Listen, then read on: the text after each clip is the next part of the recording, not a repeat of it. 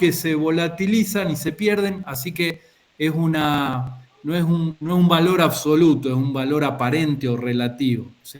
Pero para los niveles de trabajo que tenemos nosotros y que en general manejamos en la formulación de dietas y en el trabajo con alimentos, es más que certero, ¿sí? Entonces, acá queda todo lo que es fósforo, lo que es calcio, lo que es cobre, magnesio, ya los vamos a ver en la clase pertinente. Son todos minerales que el animal va absorbiendo de los alimentos. ¿Y qué otra fuente de minerales puede tener un animal? Sale. ¿Alguien dijo sales? Tímidamente. Sales.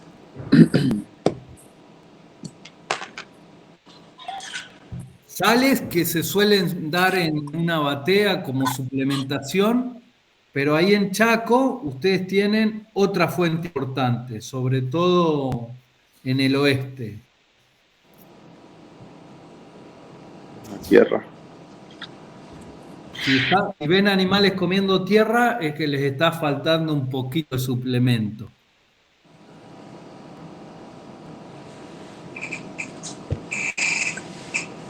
¿Cuál es la otra fuente de minerales?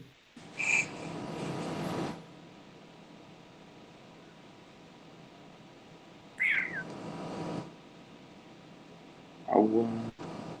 Agua, muy bien. El agua, sobre todo el agua de pozo, ¿sí? Vieron que habrán escuchado que hay aguas saladas de pozo. Ah, en el oeste hay muchas cosas. Todo lo que es charata, eso, campar, Claro. ¿verdad? Bueno, hay aguas, miren, ahí cuando tengan suelo, ya deben haber tenido edafología. Sí, profe. ¿Quién les da? ¿Zurita y Astor?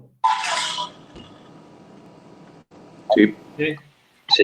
Bueno, algún día le pueden preguntar cuando tengan alguna consulta o algo, algunos valores de agua. Ellos deben tener datos de toda la provincia, así como tienen de suelo. Y en las cartas de suelos me parece que también para cada serie suele haber algún análisis de agua. Seguro hay de sal del perfil.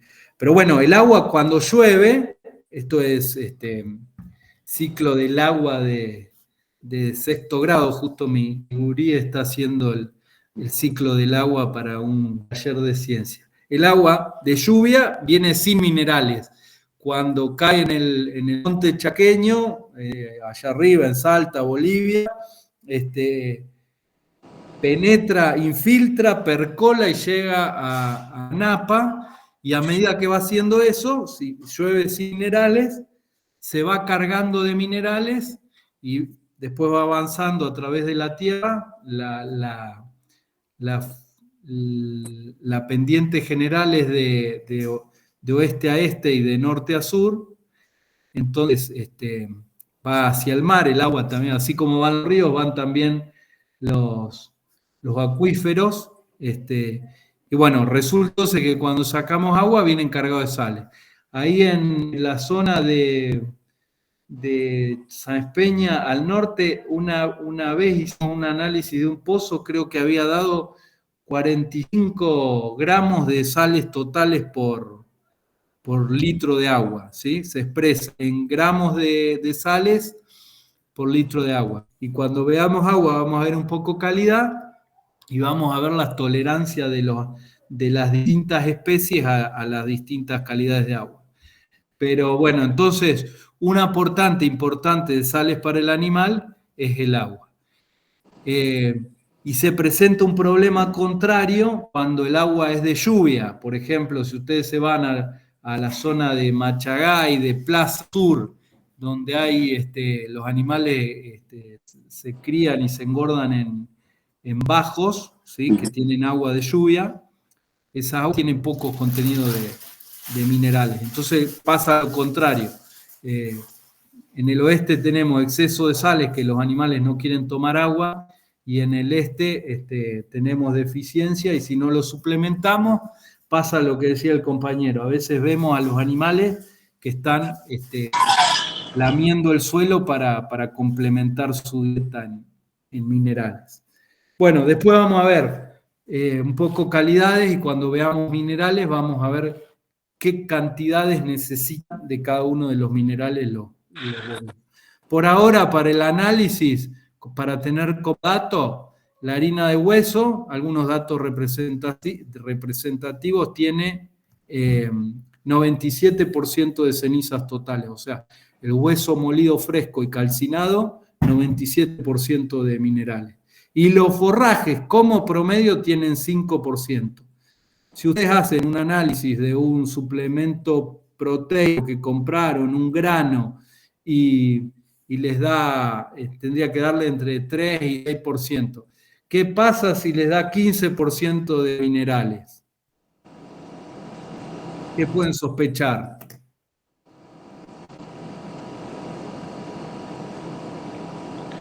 ¿Cuál? Exceso de tierra. Compraron el barrido del silo, le barrieron el fondo y se lo vendieron. Pues, en un silo también, en un silo aéreo, cuando se confeccionan, vieron con los tractores, lo que se recomienda es, obviamente, si el suelo no es hormigón, que los tractores no bajen del silo a la tierra a medida que van confeccionando el silo, porque cada vez que bajan, pisan tierra, levantan con las ruedas y lo van incorporando al silaje y lo van contaminando, ¿sí? Bueno, obviamente cuando hablamos de energía, ¿cuánta energía pueden aportar los minerales? ¿Se les ocurre? ¿Cuál era la fuente de energía? ¿Figuraban los minerales como fuente de energía?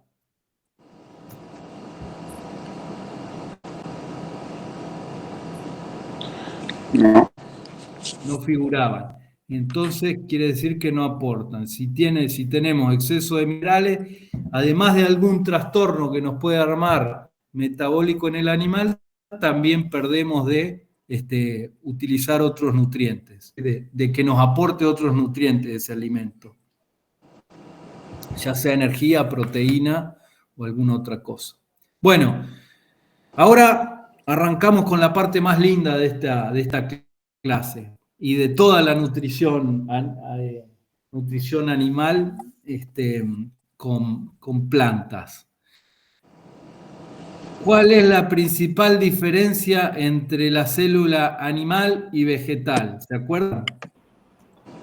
Que el animal carece de pared celular, profe. Muy bien. ¿Cuál otra hay?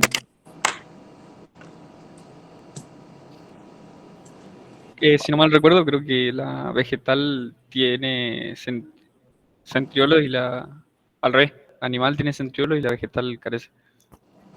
Y bueno, la vegetal tiene cloroplastos también. La vacuna. ¿Para qué se usan los cloroplastos? Y son los que captan la energía lumínica y La se produce la fotosíntesis. fotosíntesis. Bien. ¿Las mitocondrias qué hacían? La respiración celular. Muy bien. ¿Qué más hay ahí? ¿El nucleolo? ¿Qué tiene el nucleolo? Información. La cromatina. Y ahí están condensados los cromosomas. Muy bien. Veo que alguno estudió bien estudió bien biología. ¿Qué más tenemos? A ver, los aparatos de Golgi, ¿para qué eran? Síntesis. Síntesis de ATP o ADP, algo así. Síntesis proteica. Bien. ¿Quiénes participaban en la síntesis proteica? Los ribosomas, ¿puede ser, profe? Bien, los ribosomas. ¿Se acuerdan cómo era el proceso de síntesis de una proteína? Bueno, no importa, después lo vamos a repasar, porque lo necesitamos cuando hablamos de valor biológico. Bien, ¿qué más nos queda, che? ¿Para qué servía el centrosoma?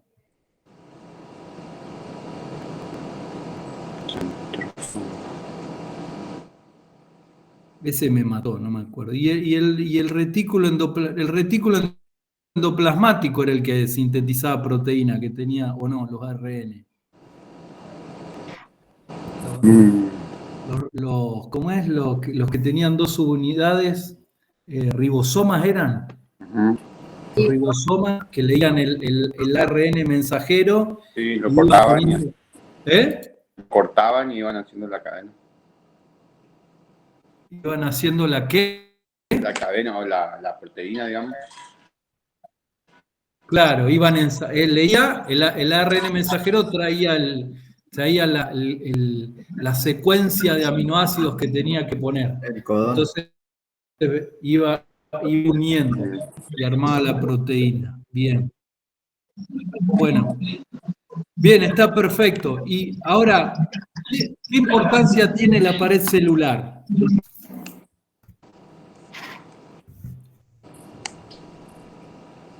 Le daba soporte y protección a la célula. Muy bien. La gran diferencia es que nosotros, los animales, tenemos huesos como estructura, ¿sí? Para darnos estructura. Si no tuviéramos huesos y no tuviéramos pared celular, no tenemos pared celular, seríamos una masa gelatinosa que se movería como una babosa prácticamente. Y en las plantas no tienen huesos, por lo menos yo nunca encontré, la evidencia nos dice que es así. Entonces esa función estructural la realizan las paredes celulares. ¿Cómo crece la pared celular en la planta? ¿Se acuerdan? ¿Cuáles eran las partes de la pared celular?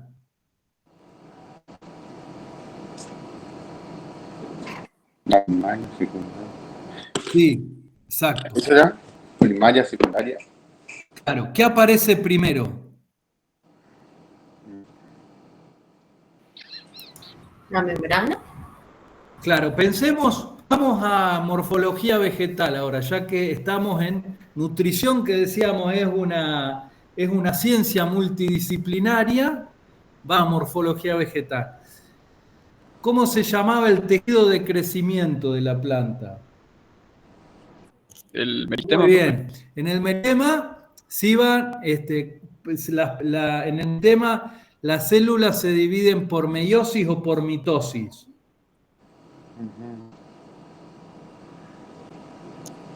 ¿Se acuerdan? Por mitosis solamente. Bien, ¿se acuerdan la diferencia entre división mitótica y meiótica? Sí. Menos mal que no me lo preguntaron a mí, pues me agarraban en un brete.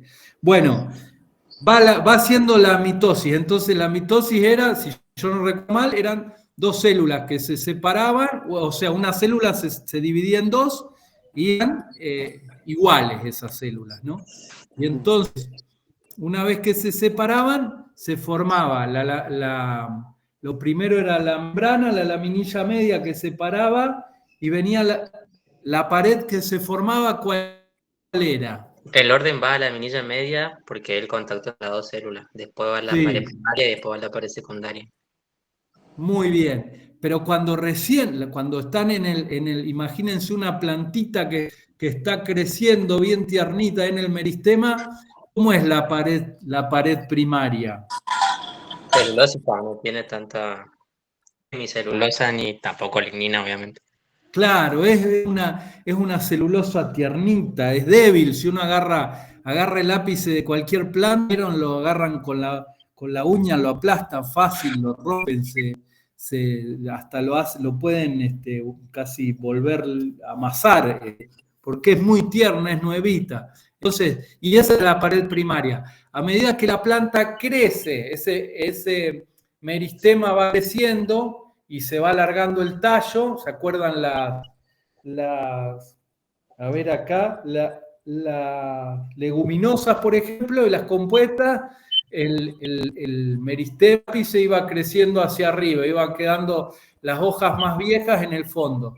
Y en el caso de las gramíneas, el meristema apical iba diferenciando los primordios foliares, y después los meristemas intercalares empezaban a alargar el tallo y entonces las hojas iban apareciendo, ¿sí? ¿Se acuerdan de eso? Sí, ¿Era más o menos así o me lo estoy acordando mal? sí. Bien, bueno, entonces, ¿qué pasa? Siempre las hojas más nuevas, el tallo más nuevo, ¿sí?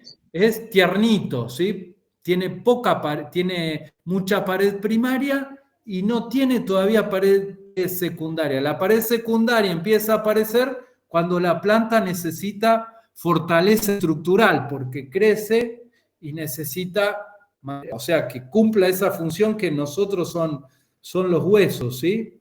Entonces, ¿hacia dónde crece la pared secundaria? Hacia los costados. Hacia los costados porque da engrosamiento. Hacia adentro crece.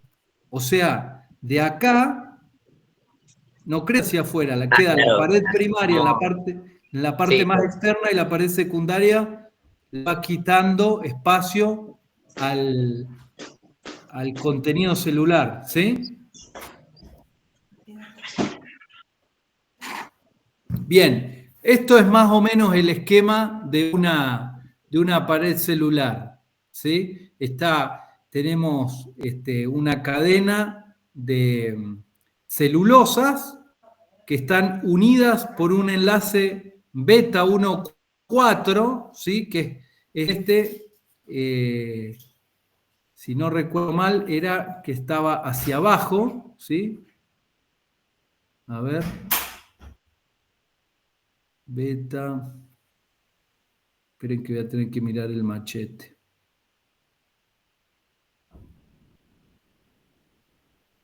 No, hacia arriba. Beta es hacia arriba y alfa es hacia abajo, ¿sí?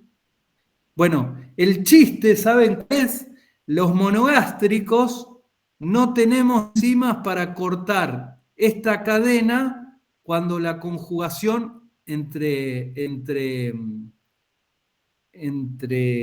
glucosas es en el formato beta. ¿Se acuerdan de eso? Acabo de darme cuenta que no me quedó una imagen clara de eso. A ver, espérenme. ¿Se acuerdan o no? Noche. Esperen que voy a ir a las viejas clases a ver si me quedó.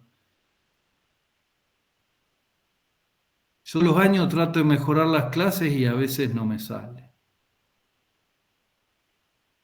Acá, a ver, acá está.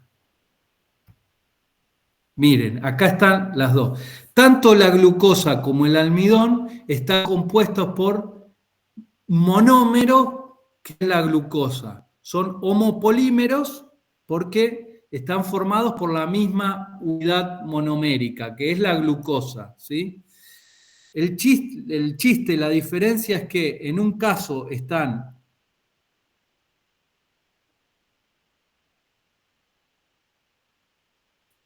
digamos, cambia de beta a alfa, fíjense, cuando este es el carbono anomérico, cuando hace con el oxidrilo de la siguiente molécula es hacia arriba, es beta. Y cuando es hacia abajo, como acá, es alfa. ¿Sí? ¿Me siguen ahí? Sí, ¿Se pero entiende eso? Bien. Bueno, el chiste, ¿saben cuál es? Tenemos enzimas para cortar estos y aprovecharlas, pero no tenemos enzimas para cortar estos. ¿Sí? ¿Me siguen? Los que sí tienen enzimas para cortar estos son los microorganismos. ¿Sí? ¿Y quién tiene microorganismos? ¿Comieron mondongo alguna vez? Los bovinos. Los bovinos, muy bien. ¿Dónde están los microorganismos en el bovino?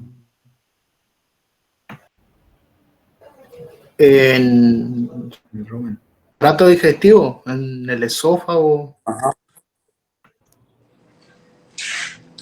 Estaba acá, no lo había visto. Bueno, en fin. Exacto,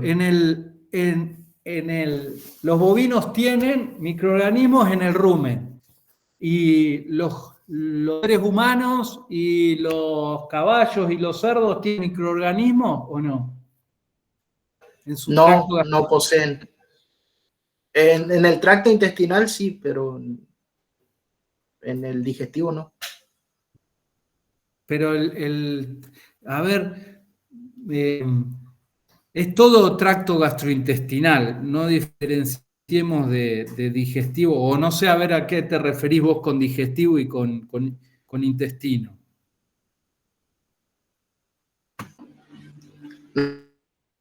No, me equivoqué, profe, tienes razón. No, pero a lo mejor nos da la punta para entender algo. No es que estés equivocado, pero hay una cuestión importante acá, que lo vamos a ver también la próxima clase cuando veamos un poco.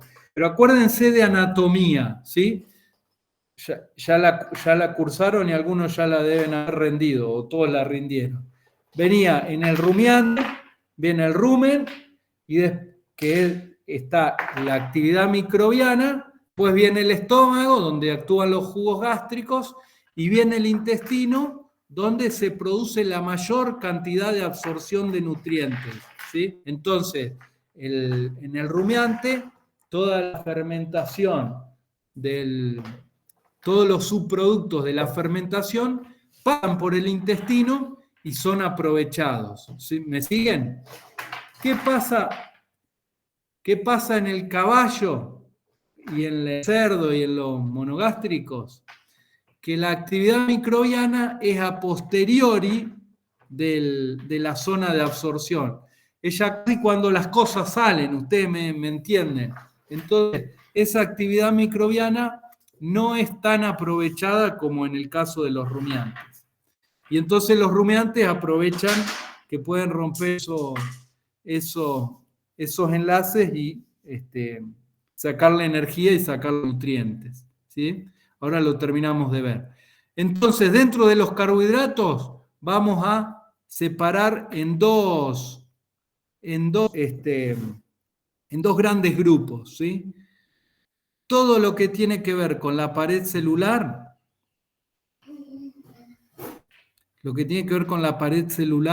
primaria, secundaria, lo vamos a llamar carbohidratos estructurales, ¿sí? Y está compuesto principalmente por celulosa, hemicelulosa y pectina.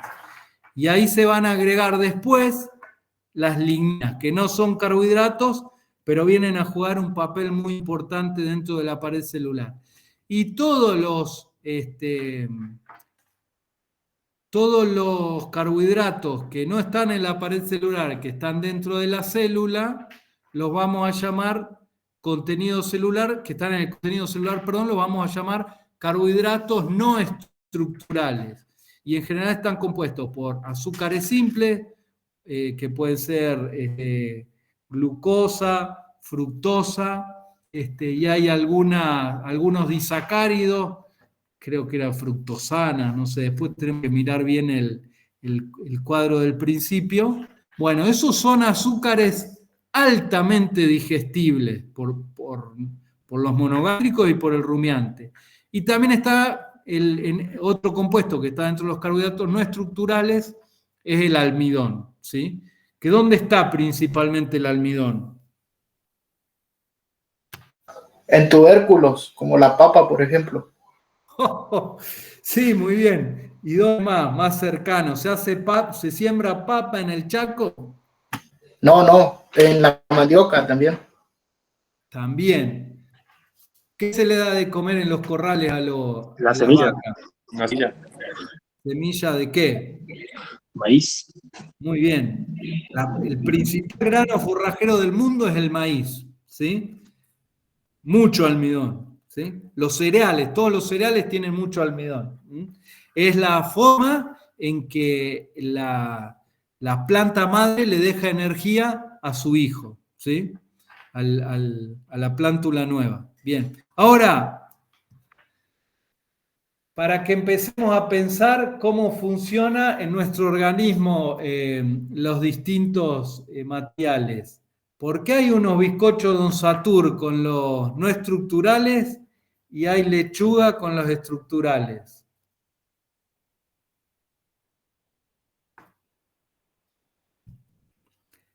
Les hago así, miren. Cuando uno va al nutricionista o al médico y lo encuentra un poco pasado de peso, ¿qué lo manda a comer? ¿Bizcochos Lechuga. o lechuga? Vegetales. Vegetales. ¿Por qué será?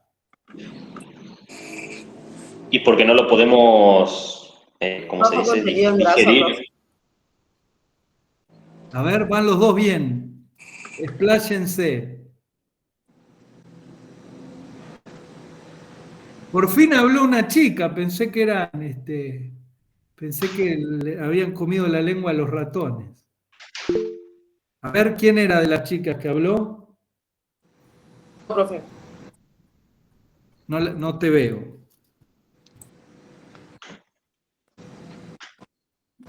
Decime tu nombre.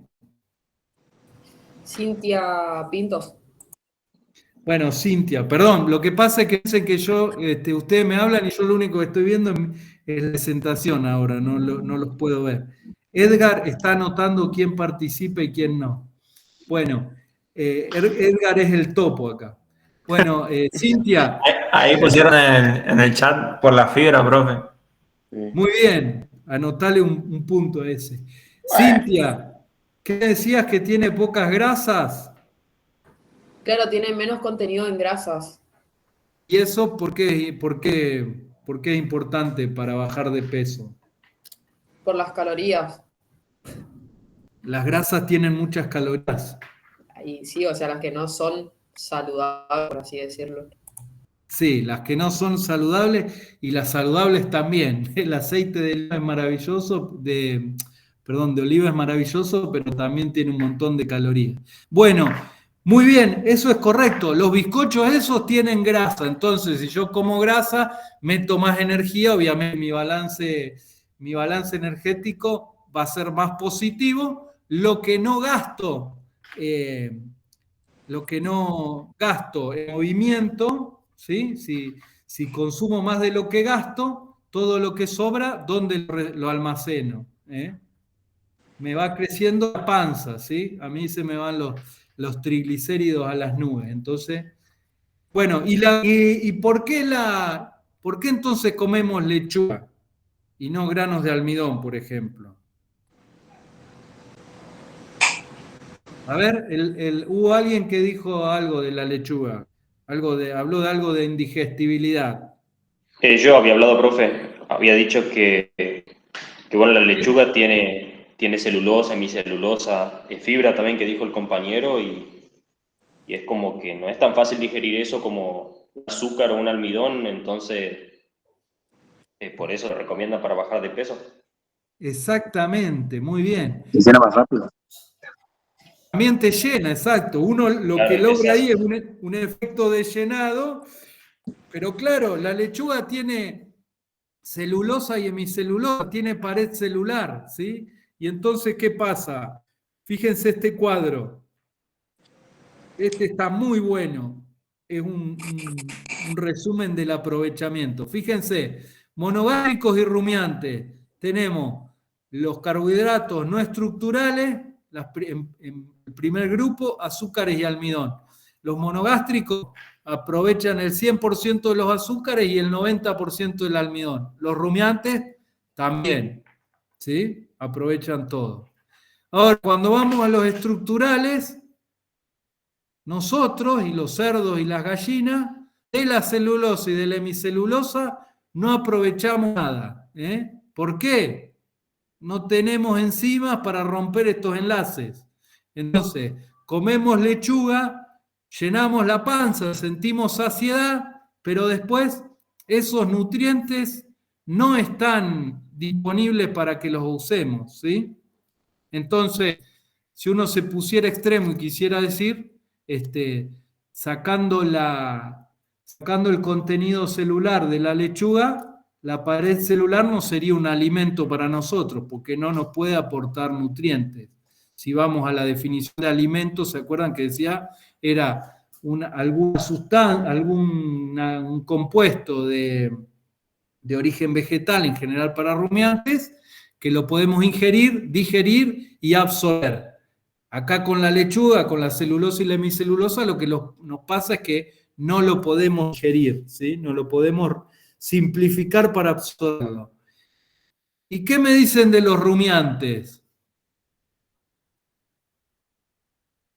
Si tienen los microorganismos que pueden romper los enlaces beta, ¿por qué no es 100% ahí el uso de la celulosa y el almidón? ¿Por qué dice más o menos 50%?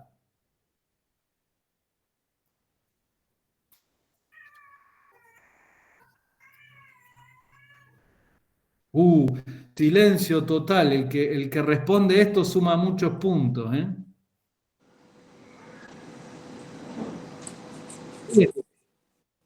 Aunque diga no sé, sumo. Está bien. No saber ya es un comienzo. Les tiro una pista. Compuestos fenólicos.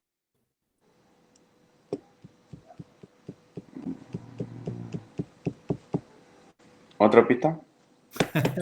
¿Se acuerdan que al principio les dije que había unos compuestos fenólicos que estaban en la pared, que cuando la planta crece se deposita entre la pared celular, sobre todo la secundaria?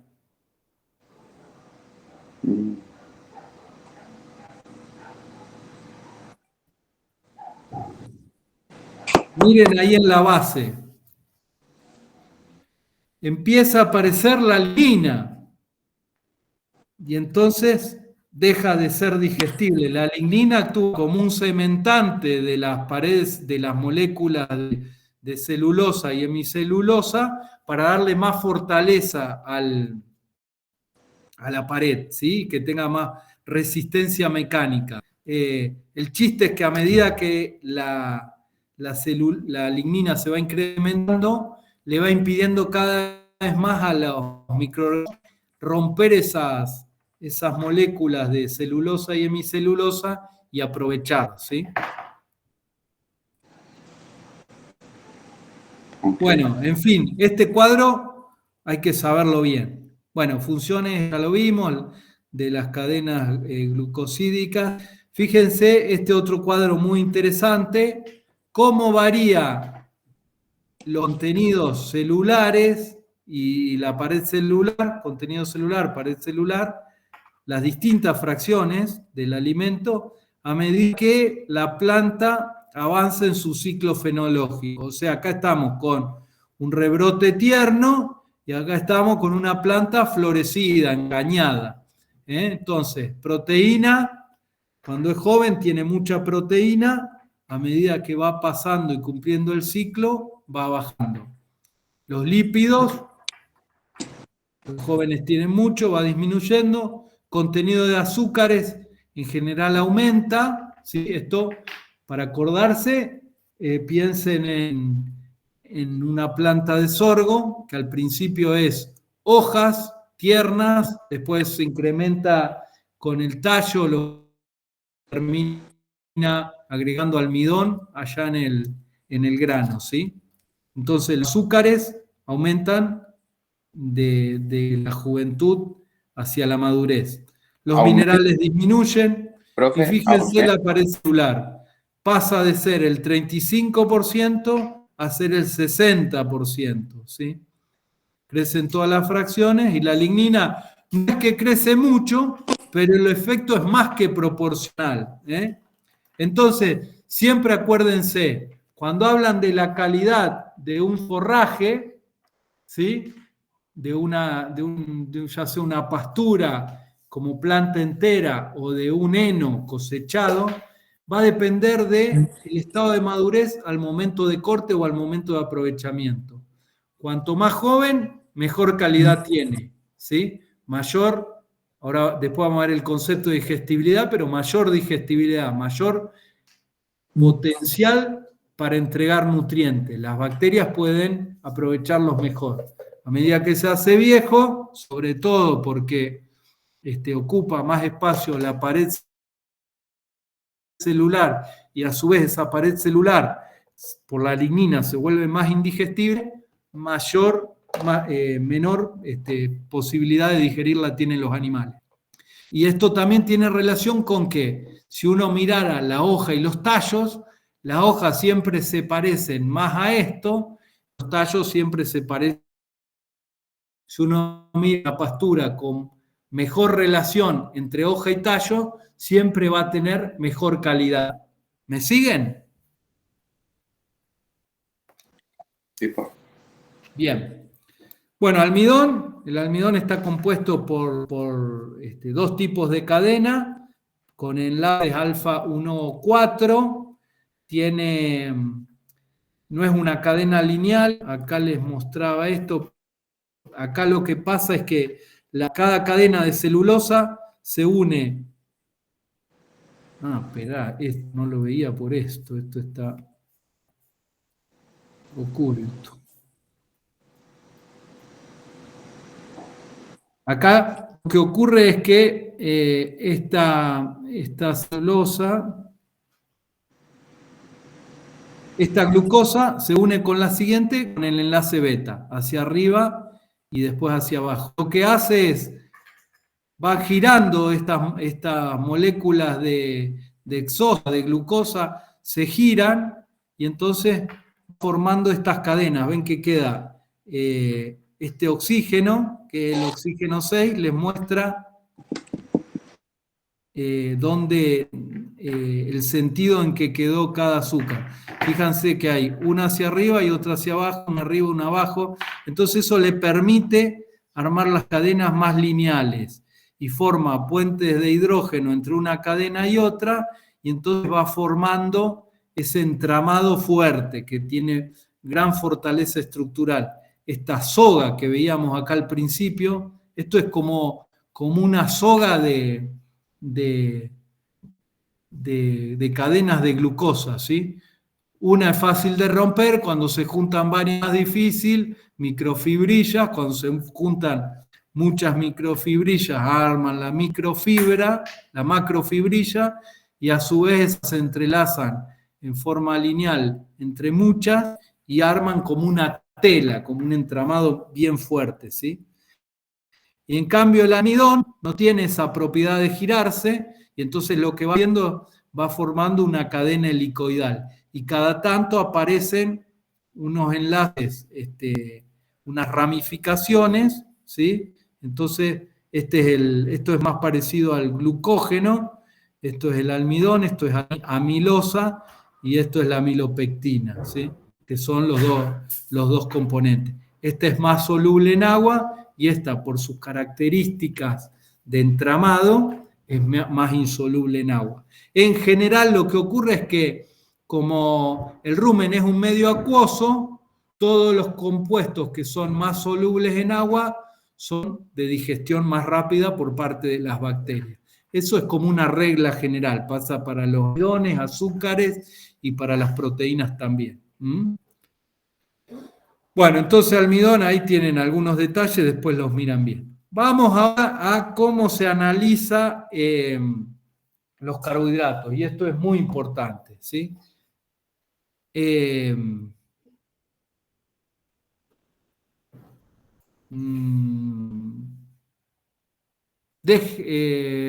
ver, ¿lo vemos ahora o después? Bueno, más o menos, vamos a ver. Acá tenemos carbohidratos. Claro, los pasos son, arrancamos con la muestra. Acá me faltó ponerlo. Bueno, acá dice, análisis inmediato. Esto se llama análisis de Winde o análisis proximal, que lo inventó un tal Honenberg. A ver, Edgar, si no sé si te acordás, vos que tenés el dato fresco, lo hizo Honenberg en la Universidad de Winde, que es en Alemania, en el año creo que fue 1850 o por ahí. 1867, 68 por ahí. Bien. ¿Quién era el presidente en 1867? ¿Se acuerdan?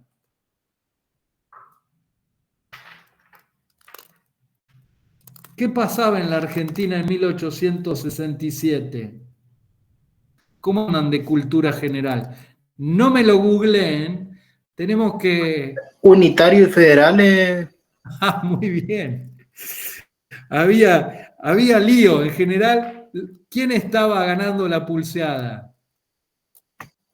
Y para esa época ya era Urquiza, si no me equivoco. O Rosas. Me parece que a Urquiza ya lo habían liquidado. Miren, si yo no recuerdo mal, porque en esa etapa se me mezclan un poco. No sé si no es una de las primeras de la presidencia de Mitre que tuvo la ocurrencia de ir a la guerra con la Triple Alianza. Pero estamos ahí, fíjense, estamos hablando de la época colonial de la Argentina, ¿no? Y ya existía el análisis de Winde, o proximal. En general lo conocemos como análisis proximal. Y lo que plantea determina para los carbohidratos, que es de lo que estamos hablando, después vamos a ver nitrógeno y lípidos, pero para los carbohidratos la determinación la hace en dos fracciones: fibra bruta y extracto libre de nitrógeno. Y lo que hace, el proceso que hace es el siguiente: seca la muestra, no sé si se alcanza a ver, ahí está medio chiquito, esperen que voy a tratar de agrandar.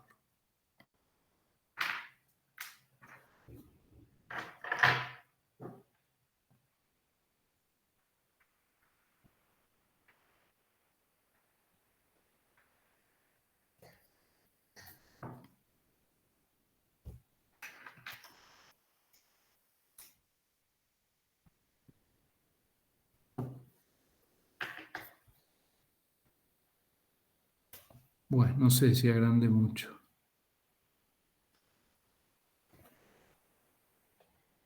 Bueno, un ayudante de cátedra a casa, déjame en paz.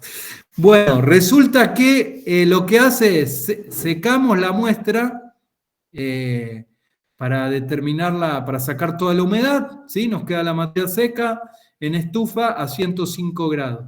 A esa muestra, por un lado, se le hace Kjeldahl, análisis de Kjeldahl, para calcular la proteína bruta, ahora vamos a ver cómo, y por otro se le hace una extracción, que es como un hervor con un éter, ¿sí? Ese éter es una sustancia no polar que diluye todas las aceites y grasas. Entonces nos queda un residuo libre de grasa, ¿sí? A ese residuo libre de grasa lo que se hace es hacerle un hervor, una digestión con un ácido fuerte, y después se le hace seguidamente un hervor con un hidróxido fuerte, con un álcali, ¿sí?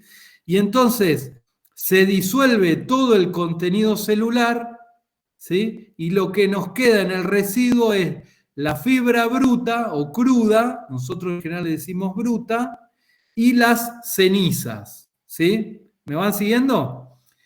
A ese residuo lo queman en una estufa para determinar las cenizas, y lo que desapareció es lo que se va a conocer como fibra bruta, ¿sí? Entonces, en la fibra bruta, en teoría, nos quedaron todos los carbohidratos estructurales, ¿sí? Porque sacamos el agua acá, sacamos las grasas con el extracto etéreo. Cuando hicimos el hervor con ácido y con álcali, digerimos todo lo que quedaba de contenido celular. Acá nos quedaron solo la pared celular y las cenizas. Entonces, cuando quemamos en el horno cuando quemamos en horno, lo que hacemos es incinerar todo lo que tiene materia orgánica, y de ahí sabemos cuánto es la fibra bruta, que representa la pared celular. ¿Se entendió? Ese es el proceso de determinación de fibra bruta, ¿sí? Profe, ahí Sí. decía horno a 550 grados. Horno, ¿dónde dice 550? No dice. Fibra bruta, pasos a 550 grados. Sí, ese es el que les mostraba antes, que se lo conoce como mufla. Es para incinerar, ¿sí? Bueno, este es un poco el proceso para determinar carbohidratos en el análisis proximal. Ahora, hagamos un break con esto, veamos proteína y extracto y lípidos y vamos al análisis final para ver otras implicancias. Entonces, ahora pasemos rápidamente por compuestos nitrogenados, ¿sí? Básicamente, en una planta, ¿sí? Pastura fresca, pensemos, la proteína verdadera representa entre el 60 y el 80%, ¿sí? Y después quedan fracciones que llamamos nitrógeno proteico y algunas fracciones de nitrógeno asociado a la lignina. Entonces, de los compuestos nitrogenados, los separamos en dos componentes básicos. Y esto es lo que va a ingresar al animal cuando estudiemos metabolismo proteico. Entonces tenemos, por el lado de las proteínas, todas las enzimas, proteínas que trabajan en el metabolismo y que componen las membranas y los tejidos. Globulinas, albúminas, prolaminas, glutelinas, proteínas asociadas a la pared celular, proteínas denaturalizadas, son todas cadenas de aminoácidos, ¿sí? No se preocupen, ya vamos a ver cuando veamos metabolismo más en detalle, vamos a refrescar un poco de qué se trataban todo esto. Y nitrógeno no proteico son aminoácidos que están libres, amoníaco, nitratos, amidas y ácidos nucleicos, ¿sí? Todos tienen nitrógeno. Y el proceso para hacer Kjeldahl, que miren, es de 1883. ¿Quién era el presidente en 1883?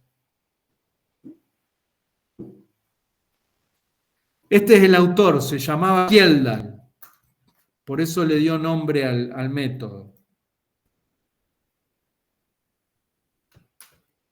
1883 era presidente Roca, creo, y estaba haciendo la campaña al desierto, o sea, mientras Roca acá conquistaba las pampas y mataba a los pobres indios en Estados Unidos, no, debía ser Europa, no me acuerdo dónde es Kjeldahl.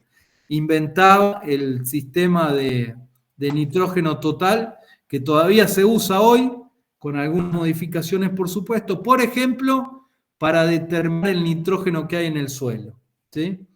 Bueno, y el cálculo es el siguiente. A ver, creo que acá tengo un resumencillo. Lo que hace es, Kjeldahl hace, acá tienen un resumen, después se los paso, o esto se lo pueden pedir al ChatGPT y les arma algo parecido a esto. Pero los pasos son básicamente tres. Una digestión con ácido, ¿sí? Que rompe todo lo que hay dando vuelta y transforma todo el nitrógeno en sulfato de amonio, con ácido sulfúrico. Después se hace una destilación para separar el nitrógeno, ¿sí? Y se evapora todo el amoníaco, ¿sí? Y después se hace una titulación para determinar cuánto amoníaco salió de la muestra anterior. El problema que tiene este método es que no distingue entre estas dos fracciones. Cuando el ácido hace la digestión, transforma en sulfato de amonio todo lo que es proteico y todo lo que es no proteico, ¿sí? Hasta los ácidos, todas las bases que tienen nitrógeno de los ácidos nucleicos pasan a sulfato de amonio. Entonces, el problema que tiene este método es que no nos distingue el origen del nitrógeno que determina, nos dice el nitrógeno total, ¿sí? Entonces nos mezcla todo.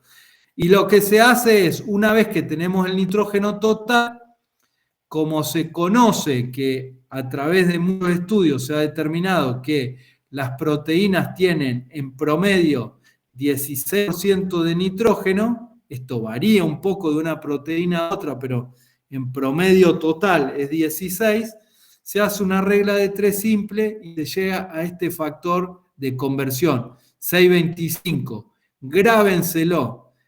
Multiplicando el nitrógeno total por 625 nos dice cuánta proteína bruta tiene la muestra que analizamos, ¿sí? Entonces, acuérdense siempre, el dato de proteína bruta es un análisis bastante confiable, repetible, muy utilizado, pero tenemos que saber que no nos está dando el parámetro real de proteína, como dice el nombre, sino que nos está diciendo cuánto nitrógeno hay en total. Eso en el rumiante vaya y pase, pero para los monogástricos que necesitan aminoácidos ya no nos sirve tanto. ¿Se entiende?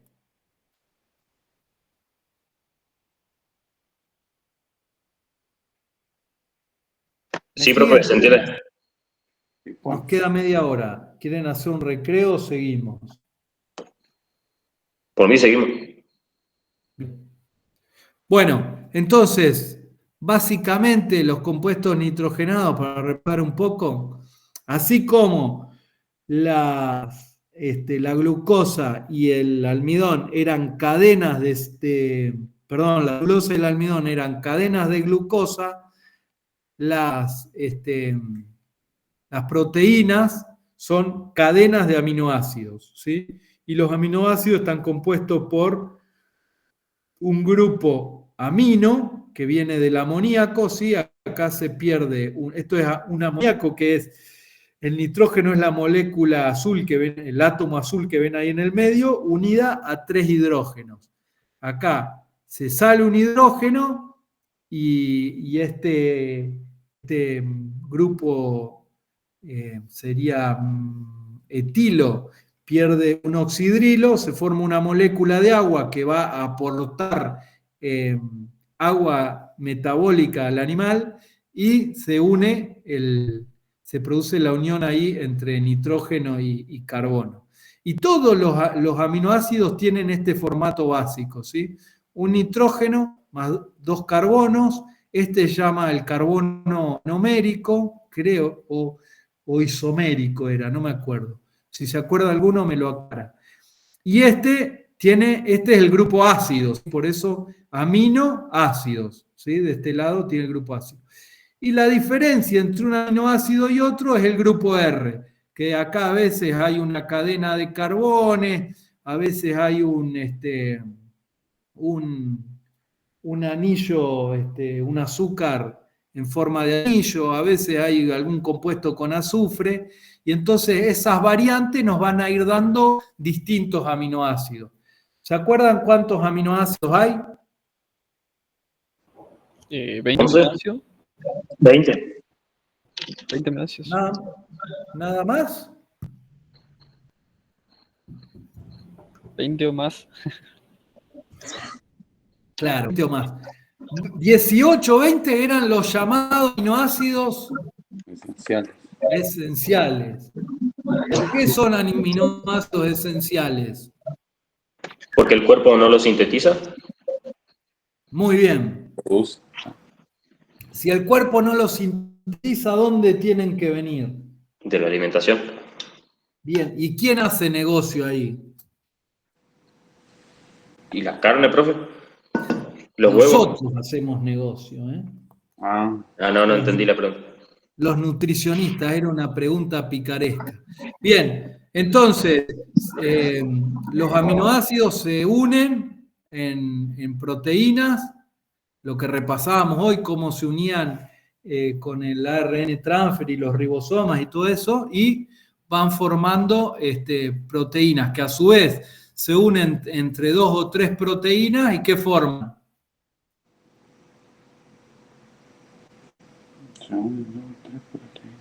Vitaminas. Casi. No, vitaminas no. Bueno, puede ser que haya alguna, no me acuerdo. Son compuestos más sencillos las vitaminas.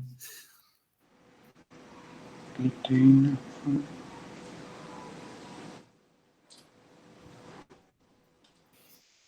No. Ah, ¿qué número? 22 me parece. 22. Cuando se conjugaban 2 o 3 proteínas, formaban una enzima. O las enzimas están compuestas en general por varios grupos de proteínas, ¿sí? Y bueno, y tienen todas estas funciones que hay acá.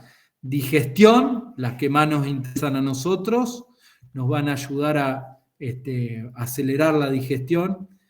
Trabajan en la síntesis y regulación del ADN y el ARN, anticuerpos, músculos, soporte al cuerpo, están en los huesos también las proteínas, hormonas, ¿sí? Que regulan todo son los llevan señales a todo el cuerpo, a todos los tejidos, del cerebro a los tejidos y viceversa. Y bueno, moléculas como por ejemplo la hemoglobina. Bien. Acá hay una aclaración. A ver qué significaba esto. Bueno, no me acuerdo. ¿Por qué habré puesto? A ver si me ayudan. Puse amoníaco a aminoácidos, bacterias ruminales, y aminoácidos a proteína, monogástricos y rumiantes entre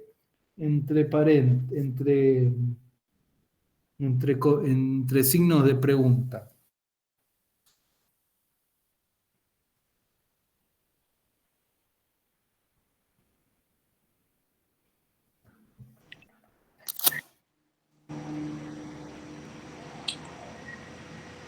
¿Alguna idea? Yo no me acuerdo, pero los animales, los vacunos, producen amoníaco, creo, en su estómago, en el gas que eran. ¿Puede ser la digestión? No, metano no te suena más. Metano, perdón, metano. Pero no está mal, también producen amoníaco, nada más que no lo liberan en forma de gas. Se produce amoníaco y difunde a través de las paredes del rumen al torrente sanguíneo, ¿sí? Lo bárbaro que tienen los rumiantes, gracias a las bacterias, es que pueden agarrar el amoníaco y transformarlo en aminoácidos, ¿sí? Y con esos aminoácidos sintetizar sus proteínas, ¿sí? Los monogástricos, para sintetizar sus proteínas, necesitan tener los aminoácidos, ¿sí? Y los rumiantes también. Si nosotros al rumiante nos olvidamos de que tiene el rumen y miramos del estómago para adelante, funcionan exactamente igual que un monogástrico, ¿sí? La gran diferencia es que aprovechan, que tienen esa cuba de fermentación que le tira compuestos. Entonces, ya estamos en condiciones de decir cuáles son las 2 grandes ventajas de los rumiantes, ¿sí? A ver si me dicen cuáles son. Por un lado, puede degradar la celulosa. Bien. La capacidad de tener las enzimas. Y bueno, puede originar aminoácidos a partir del amoníaco también. Exactamente. Las 2 grandes ventajas que nos dan los rumiantes y que tratamos de aprovechar en producción al máximo es que, por un lado, degradan la fibra, sacan energía de la fibra, y por el otro, a partir de nitrógeno amoniacal, ¿sí? Que es muy barato de conseguir, de dar de comer, nos producen aminoácidos y esos aminoácidos después los transforman en proteínas de alto valor. O sea, agarran un compuesto como el amoníaco de muy bajo valor biológico y lo transforman en uno de alto valor biológico como proteína, merced al trabajo de las bacterias, ¿sí? ¿De dónde puedo sacar, a ver los agricultores, de dónde puedo sacar nitrógeno? Las plantas. Sí, bueno, de las leguminosas, muy bien. Ahí lo que tiene es que mucho ya va a venir en forma de proteína. Pero ¿de dónde puedo sacar nitrógeno en alto porcentaje, en bajo volumen? ¿La atmósfera? Bien, la atmósfera tiene nitrógeno, pero bueno. La urea. ¿La urea? Muy bien, de la urea. ¿Para qué usan la urea? Fertilizar, ¿no? ¿Para fertilizar? Exacto. ¿Sabían que se le puede dar a los animales? Que hay que le dan, sí, en animales a corral. Muy bien. Bueno, lo vamos a ver en las próximas presentaciones. Bien, volviendo a la composición, fíjense acá tienen algunos ejemplos de contenido proteico y no proteico de distintos alimentos, ¿sí? Nitrógeno proteico, nitrógeno no proteico, grano de soja, mucho nitrógeno proteico, poco nitrógeno no proteico. Maduro e inmaduro, bueno, a medida que se acerca la madurez, va apagando la mayor parte del nitrógeno a proteico. El heno tiene mucho nitrógeno proteico, el heno de alfalfa, y el silaje tiene mayor cantidad de nitrógeno no proteico. ¿Saben cómo es el proceso de ensilado? No, todavía no lo estudiaron, ¿no? ¿O en microbiología vieron algo?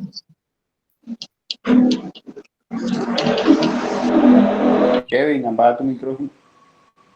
¿Cómo? No, que a Kevin que apague su micrófono. Está corriendo los muebles, Kevin. No, estoy cerca de la calle, pasan las motos acá y se escucha todo. Disculpe.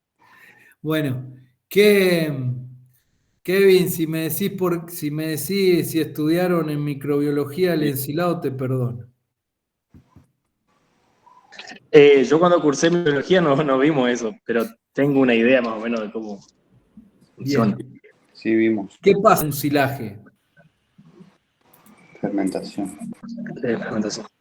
Bien, hay Se fermentación. hace un picado, se compacta para que un buen compactado es eficiente y eso permite el proceso de fermentación. Las bacterias producen ácidos lácticos bajando el pH y ese es el proceso del cual nosotros hacemos ensilaje.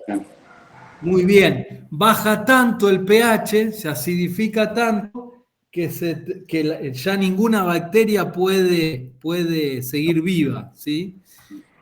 Y lo que ocurre mientras hacen esa acidificación, esa fermentación, resulta que agarran parte de la proteína que hay en la planta y la rompen y la vuelven amoníaco.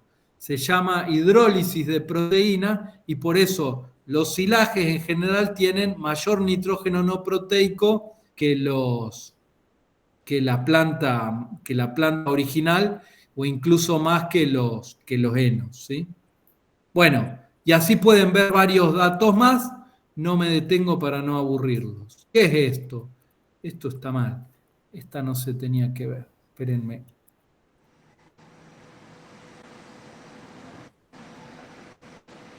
Bueno, último esfuercito y ya arrancamos para la peña. Lípidos. Aceites, grasas o ceras. La estructura general de los lípidos o la mayor cantidad de lípidos, hay una clasificación, después la pueden mirar en el libro, entre compuestos y simples.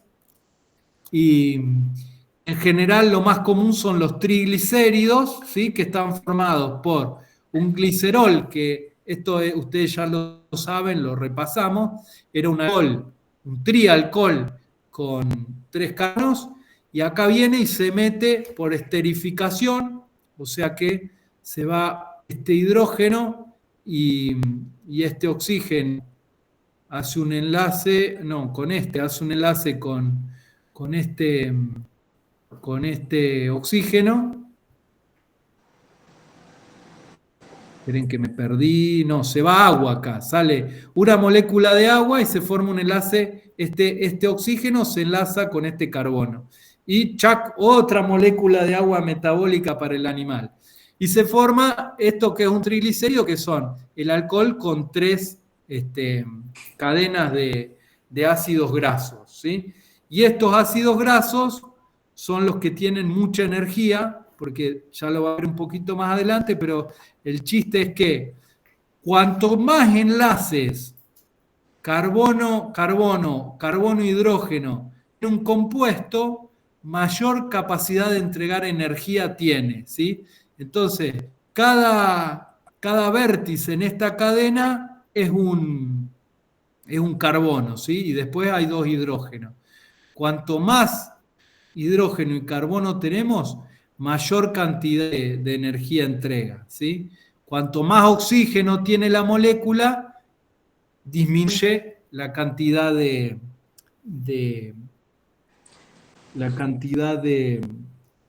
energía. Entonces, ¿qué les parece? Si comparamos un ácido graso libre con una molécula de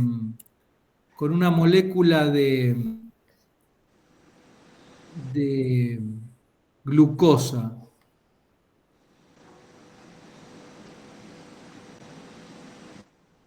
Creí que tenía una por acá, pero lo soñé.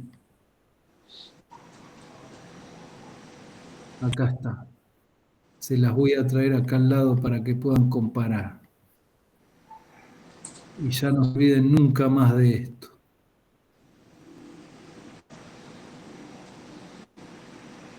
Espero competir con la inteligencia artificial, ¿eh? Ahora hacen todo con ChatGPT y esas de más yerbas. Bueno. ¿Usan ChatGPT? Un poco. Bueno, miren, ahí tenemos. Esto es una molécula de glucosa, ¿no? 6 carbones. Cada carbón tiene, bueno, acá hay 2 enlaces. Esto se llamaba el extremo aldehído, ¿sí? Tiene un doble enlace al oxígeno y después en cada carbono hay un grupo oxidrilo, ¿sí? Hasta el de la punta. Bueno, y acá hay carbono, están estos 2 oxígenos y después carbono e hidrógeno. Recordando la regla esa que les dije, cuanto más enlaces carbono, hidrógeno, carbono, más energía tiene, y cuanto más oxígeno, menos energía. ¿Qué le parece que va a entregar más energía? ¿Los ácidos grasos o los azúcares? Los carbohidratos. Los ácidos grasos, ¿no? Tienen el doble de carbono ahí. ¿Los demás qué opinan? ¿Están de acuerdo? Azúcares. Los azúcares. A ver, estamos 2-1. Los azúcares, profe. 3-1. ¿Otro más? Azúcares. Miércoles. ¿Quién fue el que dijo Ácido graso. lípidos? No, te perdió. Yo la perdí, nada, me di por vencido. No, yo conté los carbones, te di con la regla y sí, pero pensando así, los azúcares. Sí. No, pará, no te entregues. Ya me entré, ya perdí, ¿qué voy a? Pero pará, esto no es democracia, esto es ciencia. ¿No escucharon el dicho, coma mierda, tantas moscas no pueden estar equivocadas? Bueno, Edgar, hacer el desempate. ¿Quién gana? Haga la pregunta a ver quién desempata, ¿eh? Pero si están como 5-1, pobre. No quiere dar el nombre. Da una mano, ¿Eh? ¿Vos qué votás?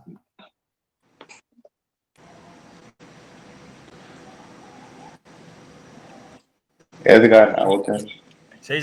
Ahí. Pasa que Kevin ya está. Bueno, contra todos los pronósticos y las estadísticas tiene razón Kevin. Vamos, Kevin, viejo nomás. Fíjense, acá tenemos, yo les digo, tienen más cantidad de energía los enlaces carbono-carbono y carbono-hidrógeno. Acá hay como 18, 20 carbonos unidos con hidrógenos con solo 2 oxígenos. Y acá tenemos un oxígeno en cada molécula de carbono. Entonces, siguiendo la regla que les mencionaba antes, los ácidos grasos tienen, y los triglicéridos y los lípidos en general, tienen mucho más energía que los carbohidratos. Profe, ¿le puedo hacer una pregunta? O sea que por loca tendríamos que haber sacado que las grasas almacenar energía por ese motivo. Exacto. Por eso la naturaleza sabia fue almacenando grasa. Para almacenar energía utilizó la grasa. Por lo menos en los animales, las semillas. Y para protegerse del frío. Sí, eso es una excusa que usamos los gorditos para seguir comiendo. Para seguir entrando a los bizcochos Don Satur y no a la lechuga. Bueno, pero ahora que cambió el tiempo, funciona, ¿eh? Bueno, fíjense, ahí alguien iba a hacer una pregunta. Yo, profe, pero está fuera de contexto igual. Sí, vale. Que si dijo que los lípidos tienen más energía, ¿por qué se utilizan los carbohidratos como fuente de energía primaria? Porque de mayor... Muy buena pregunta. A ver, ¿quién le responde? Son de mayor digestibilidad, o sea, son más fácil de consumir los azúcares, que están disponibles mucho más rápido que las grasas. ¿Por qué? Se hidrolizan más rápido. ¿Los azúcares? Que las grasas, sí. Y depende de qué carbohidrato estés hablando. Si hablas de azúcares solubles, sí. Si hablas de ¿cómo es? De pared celular, no.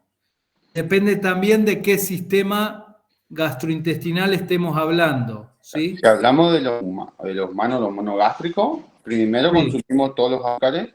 Una vez consumidos los azúcares, recién comenzamos a consumir las grasas del cuerpo, por ejemplo. Bueno, vos decís cuando utilizamos que estamos en ayuno.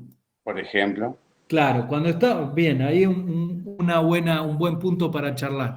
Nosotros tenemos glucosa en sangre, que es lo que está más rápidamente disponible para la célula.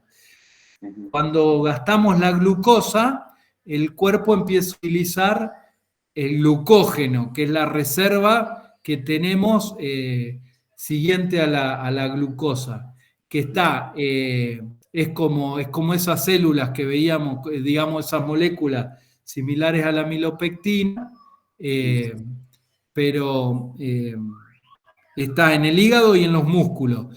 Pero es una reserva muy corta, ¿sí? Es baja reserva. Entonces, cuando gastamos el glucógeno, ahí empezamos a quemar las grasas, ¿sí?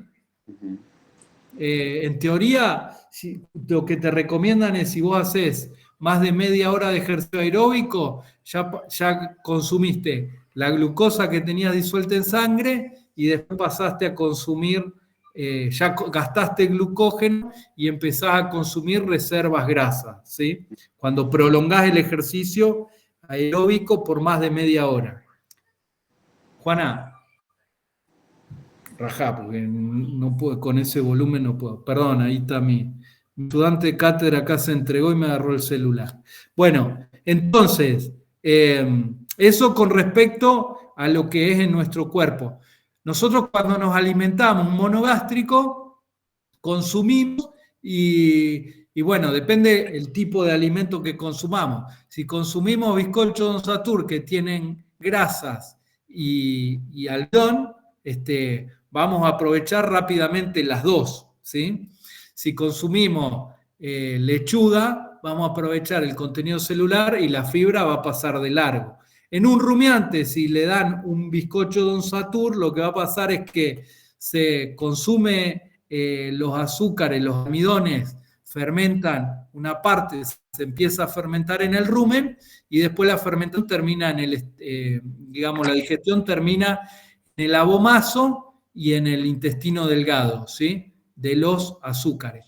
Y las grasas, lo que ocurre es que en el rumen no quieren, se hidrogenan, se hacen como la margarina y después pasan al intestino delgado, al abomaso y al intestino delgado donde son digeridas.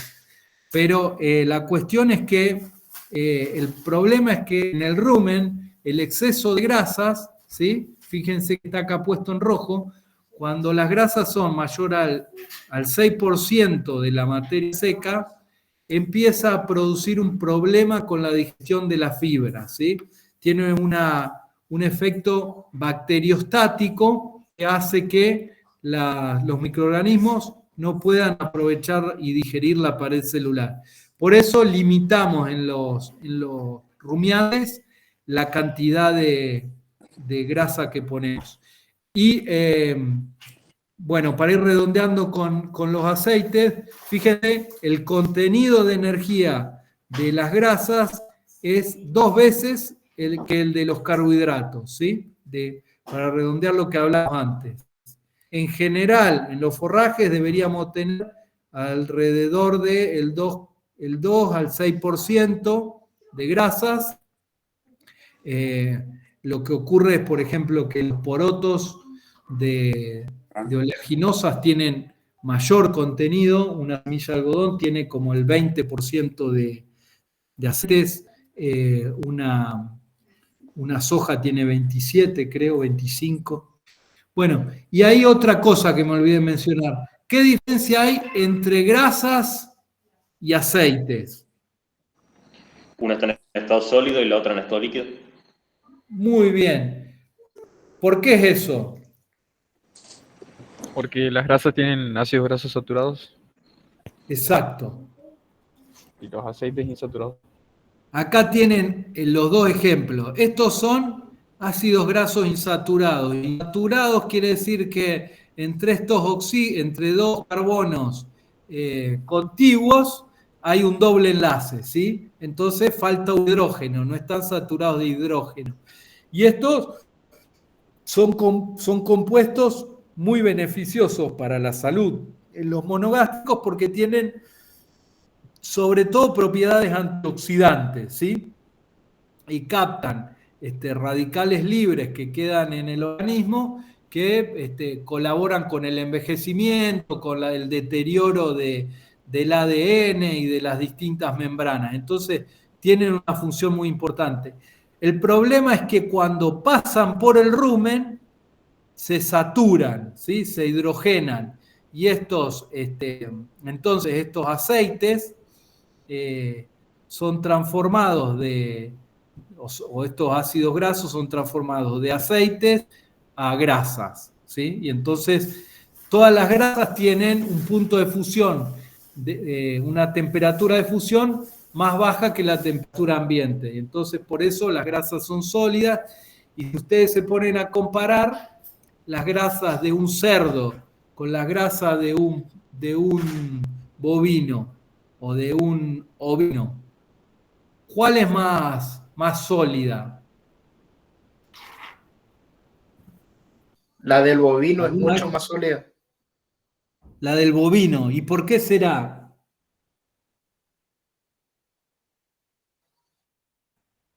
Porque se encuentra más saturada. Exacto. Y se encuentra más saturada por este efecto que hace el rumiante, ¿sí? El rumen, digamos. El cerdo y el pollo, si bien primero pueden consumir dietas con mayor cantidad de grasa y por ende mayor contenido energético, que hay un límite para ponerle grasa, porque después empiezan a producir diarreas, trastornos digestivos, pero pueden tolerar más que los rumiantes. Pero claro, las grasas le llegan al intestino delgado y son absorbidas, los ácidos grasos, sin la modificación, sin la saturación. Entonces, cuando van a ser después utilizados en las reservas, lógicamente tienen un punto de fusión más intermedio. Y algo así también pasa con rumiantes. No, eso pasa con los cerdos cuando se les da mucha soja, el contenido de grasa, la grasa se vuelve más con punto de fusión, más líquida. Y eso para los que hacen chorizo es malísimo. Bueno, y otro problema que tienen las grasas es que se enrancian las comidas. Ahí en el libro está explicado, léanlo, creo que es el capítulo, el primero que tienen que leer es el 1, que habla del animal y sus alimentos. Después viene un capítulo de carbohidratos, un capítulo de lípidos, y después creo que hay un capítulo de proteínas, y esos, denle una ojeada, cuando estudien para el parcial, vuelvan a leerlos, y cuando vengan a rendir el final, los leen exhaustivamente. Ahí explica la modificación que sufren los ácidos grasos que hacen que se enrancien, ¿sí? Uno es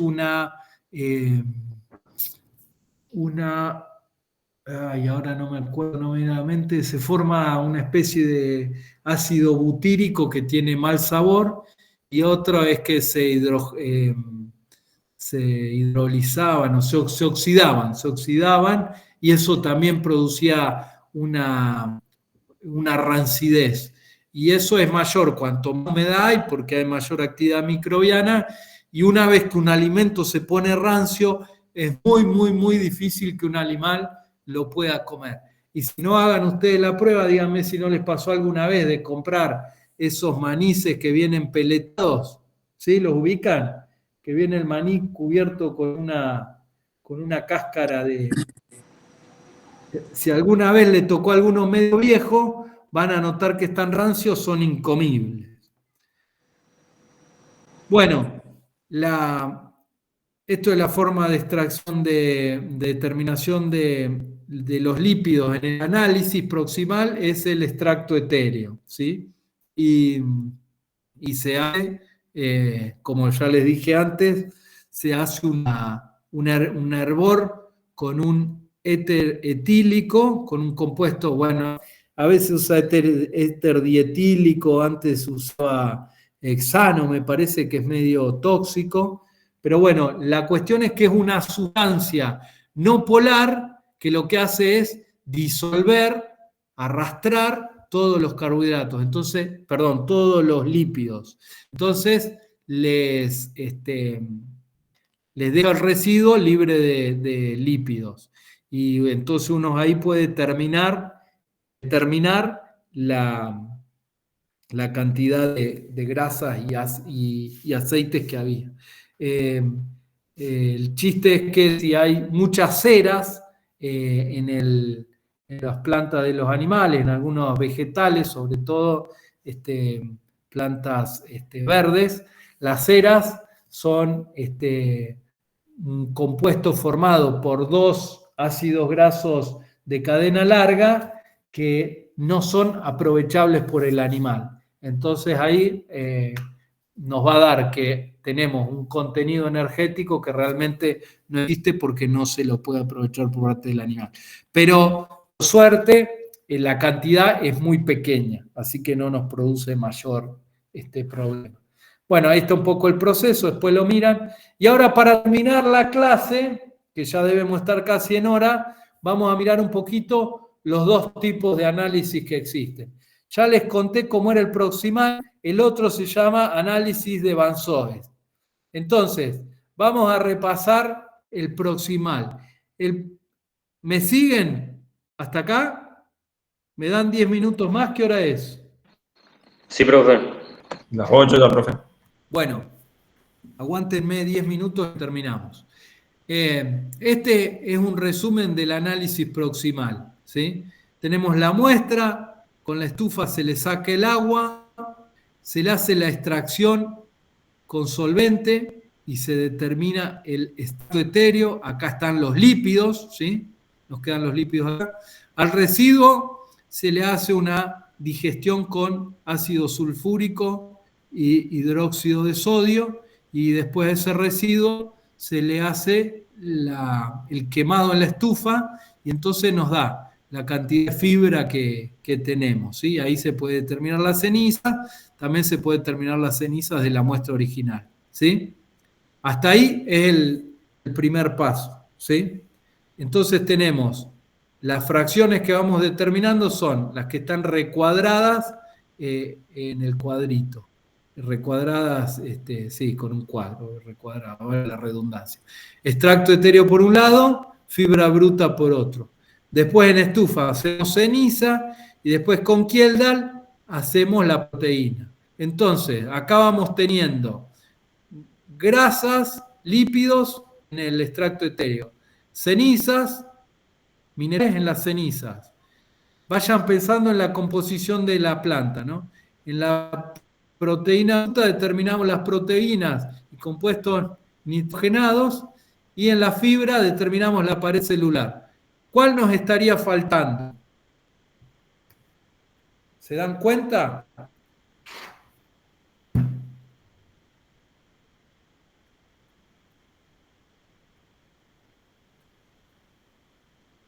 Repasen mentalmente la composición del alimento, o en un papel, o oralmente, si quieren.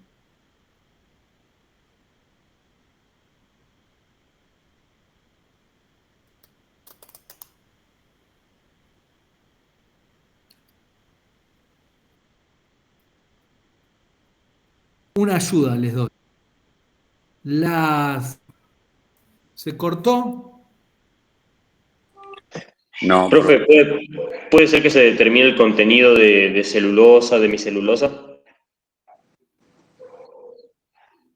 Bien, la celulosa y hemicelulosa, ¿dónde van a quedar acá? ¿Y con la fibra bruta? Exacto, la fibra ¿En bruta. fibra bruta? ¿Y qué otra cosa nos está faltando? De los carbohidratos. Lignina. ¿La lignina? La lignina queda ahí también. Teníamos dos tipos de carbohidratos, o sea, dos grandes grupos de carbohidratos, ¿sí? Los estructurales, que eran celulosa y hemicelulosa, y nos están quedando los no estructurales, que eran Exacto. azúcar simple. Azúcares simples, almidones. ¿Dónde van a quedar esos? Como no tenemos un análisis para determinar eso, en este análisis se lo determina por diferencia. Entonces, a la materia seca original le restan el extracto etéreo, la fibra bruta, las cenizas y la proteína bruta, ¿sí? 100 menos todos esos porcentajes, y lo que les va a quedar es el extracto libre de nitrógeno, que en general representa el contenido celular, ¿sí? Que es lo de mayor digestibilidad. ¿Me siguen? Sí, profe. ¿Se entendió más o menos? Sí, profe. Sí, profe. Ahora, este análisis tiene 3 objeciones. 2 ya se las dije. Bueno, le di a entender las 3, pero las repasamos rápido. Una es que en el extracto etéreo caen las ceras, y las ceras no están digestibles para el animal, ¿sí? Entonces, pero como hay pocas ceras, el error es pequeño. El segundo error era el de la proteína bruta. ¿Qué les dije de la proteína bruta? ¿Cuál era el problema? Aunque no se determina si es proteico o no proteico. Exacto, que se mezcla todo, se llama proteína a un montón de compuestos que en realidad no están en condiciones de aportar aminoácidos. En rumiantes, como todo se transforma en amonio y después se transforma en proteína, o una parte, entonces el problema no es tan grave. Para rumiantes el problema viene acá, en este paso, ¿sí? En la determinación de la fibra. Una parte más o menos importante de la pared celular se digiere cuando hacemos este paso con sulfúrico e hidróxido. Entonces, si desaparece parte de la pared celular, ¿la fibra bruta está sobreestimada o subestimada? Subestimada. Está subestimada. Lo que yo termino teniendo acá como una parte desapareció, ¿sí? Y se fue en el líquido que había acá, me quedó menos de la que realmente hay, ¿sí? Y entonces, si esta está subestimada, cuando yo resto acá el extracto libre de nitrógeno, ¿cómo va a estar?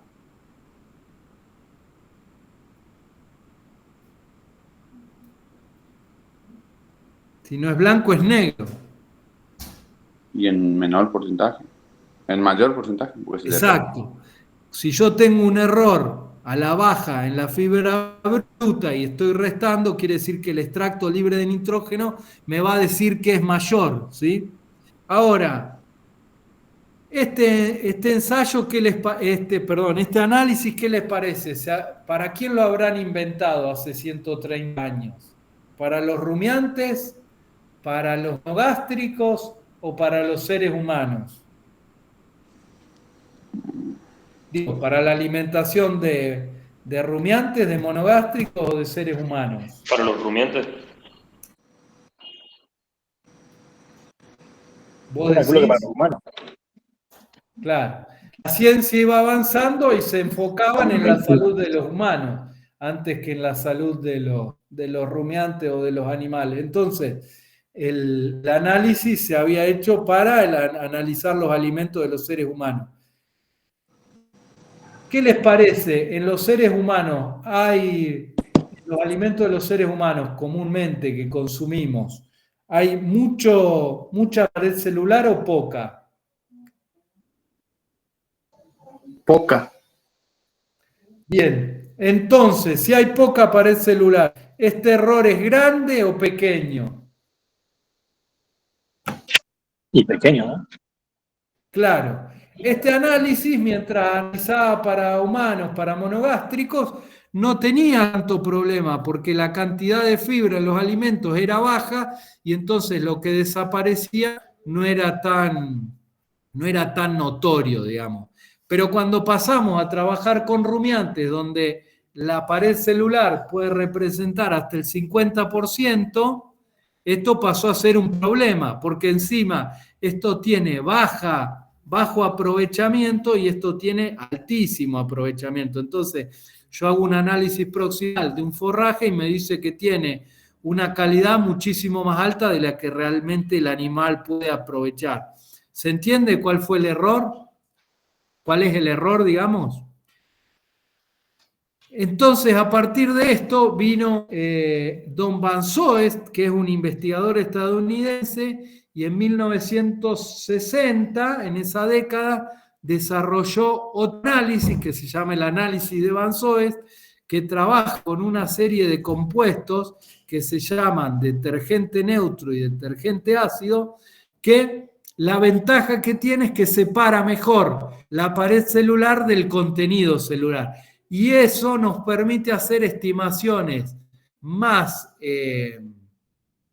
exactas para alimentos que son para rumiantes, ¿sí? Entonces, el análisis de Van Soest lo que hace es con el detergente neutro, que es ácido lauril sulfónico no sé cuánto, y esta que es ácido etilendiamíntetracético, hace una digestión del forraje que digiere todo el contenido celular y deja toda la pared celular, ¿sí? No la disminuye a la pared celular, no nos engaña, ¿sí? Y eso se conoce como fibra de detergente neutra, FDN, ¿sí? Separa todo lo que es pared celular. Entonces ahí tenemos una primera aproximación buena de lo que tiene digestibilidad, por lo menos más lenta, ¿sí? El contenido celular obviamente tiene alto aprovechamiento. Y después, utilizando otro ácido más, otro detergente ácido, este era neutro, este es ácido, se lo conoce como ácido, separó de la pared celular, la hemicelulosa y pectina por un lado y la celulosa y lignina por otro. Y eso se conoce como fibra detergente ácida. Y esto tiene alta relación con la digestibilidad de la pared celular y los alimentos, ¿sí? Entonces, con eso vamos a cerrar la clase. Les dejo, ahora se los paso en la captura en el WhatsApp. Acá tienen estos cuadros, esta tabla, las dos están en el McDonald's. Nada más que cambió de una edición a otra. De la cuarta a la quinta cambiaron la tabla. Y la primera es para los componentes del análisis proximal. Acá les dice la fracción y los componentes que quedan en cada fracción. Y en la tabla de la edición más nueva, les dice los componentes que quedan en cada fracción del análisis de Van Soest. Después se los pego y pegan una mirada. Y bueno, y después hay unas fórmulas, pero bueno, lo dejamos para la próxima clase. Retomamos con un repaso y vemos un poquito las fórmulas que calculamos a partir de esos análisis. Profe, sí. Una pregunta. ¿La diferencia entre los dos análisis, hay mucha diferencia? ¿Hay mucho error entre ambos análisis? Perdón, me perdí con la pregunta. Porque el análisis proximal deja fuera algunos parámetros que para los rumiantes, por ejemplo. Y el otro análisis ya es más exacto para los rumiantes. En este Exacto. caso, La diferencia es esa. Perdón. La diferencia es cómo trata la pared celular. Sí, perdón, te interrumpí, Ángel. Completá la pregunta. No, quería saber si es significativo el porcentaje de error para hacer un análisis para rumiantes con el análisis proximal, digamos. Exacto, es significativo. Por eso Van Soest se tomó el trabajo de desarrollar todo un análisis nuevo, porque la palabra es esa. El error era no significativo o insignificante cuando trabajás con alimentos para monogástricos que tienen poca fibra. El porcentaje de fibra de nuestros alimentos será el 10, el 15%, y entonces el error era mínimo. Ahora, cuando pasás a trabajar con alimentos que tienen 50% de pared celular, el error ya se convierte en un problema grande, ¿sí? Entonces se desarrolló este método que cuantifica mejor cada una de esas fracciones, ¿sí? Bien. Bueno, espero no haberlos mareado mucho y haberlos entretenido un poco.